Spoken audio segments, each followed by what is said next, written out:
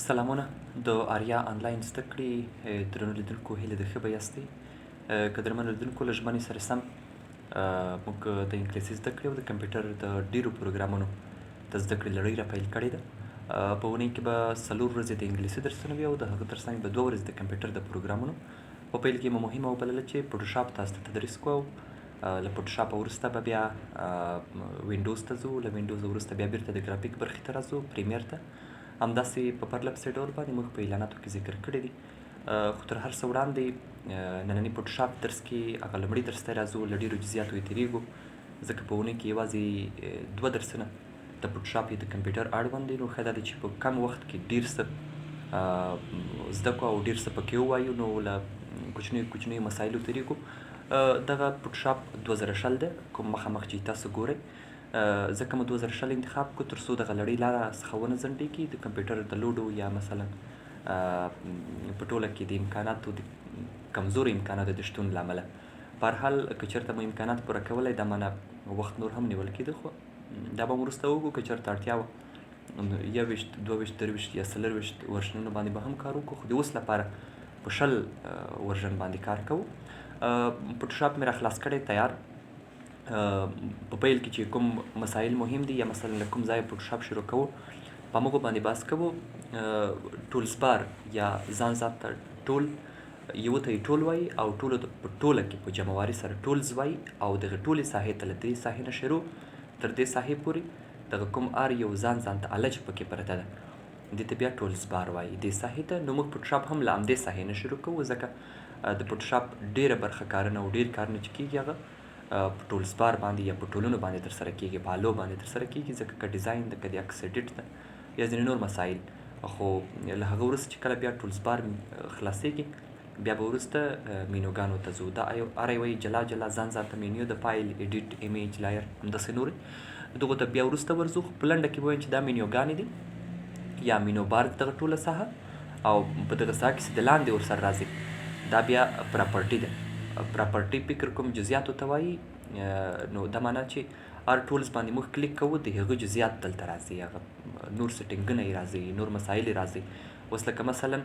زه په سلیکشن باندې کلیک کوم دلته سلیکشن اړوند بېلابېل شیونه نور راته راخلاصېږي مثلا که زه په رنګونو باندې کلیک کوم په ګریډینټ رنګونو باندې هملته مختلف د رنګونو سیټینګونه او ساحې او شکلونه او جوړښتونه او موډونه دا مسایل راته راخلاصېږي ټولو اړوند دغسې پیلن لپاره موو شروع کوو موو د فوټوشاپ لومړی کار ده او یا مثلا په ټولزونو کې لومړی چې پروت ده موو ده نو له موو به کار شروع کړو موو 3 دندې ترسره کوي په فوټوشاپ کې یوه دا چې که چېرته مثلا موږ غواړو چې عکس وړکی او لوی کړو دا کار ترسره کوي غواړو یو عکس له یوې ساحې بلې ساحې ته انتقال کړو همدا یې دنده ده او روټیشن یا روټیټ یا مثلا سرخول همدا یې کار ده لومړی په فوټوشاپ کې عکس را خلاصوم کنټرول او د عکس را خلاصولو شارټکټ کنټرول او باندې کولی سي عکس را خلاص کړي او د هغه له لارې دلته فایل کې راتلی سي مثلا اوپن څه کلیک کړي دلته ته کولی سي عکس را خلاص کړي خو تر هغه مخکې دلته که دا فایل مینیو ته وګورو نیو ده یا کنټرول ان شارټکټ دغه د نوې صفحې د خلاصولو لپاره ده زه به کنټرول ان کلیک کوم دلته به نوې صفحه ماته را خلاصېږي په نوې صفحه کې ډېرې زیاتې کیسې شته ځکه دلته هغه ورقې راته خلاصوي یا هغه اندازې راته خلاصوي چې ما وروستیو کې کار کړی دی ریسنټ ته معنا هغه وروستۍ چې مې کار کړی په دغو ورقو کې ما کار کړی دی د هغه تر څنګ سیوډ هغه اندازې چې تا در سره ثبت کړي په دې ساحه کې درته ښکاري د عکس لپاره بیا بېلابېلې جوړې اندازې فوټوشاپ جوړې کړي همدغه اندازې دي څه کولی سي په دغو کې یو عکس جوړ کړي د پرنټ لپاره بیا دغه ساحې دي بس مثلا موږ لیټر ورقه لرو تابلوید لرو ای4 لرو ای5 لرو یا ای3 په هغو کې مشخص ډیزاینونه کولی سي ته په دغو کې وکړي دا معنا د موبایل لپاره هم لرو د ویډیو لپاره هم لرو د ویډیو ایډیټ په فوټوشاپ کې نو سخت کار د کم ایډیټ کېږي خو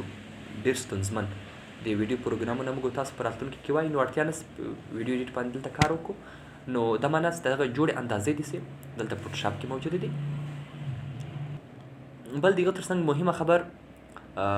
په دې ساحه کې ده د فوټوشاپ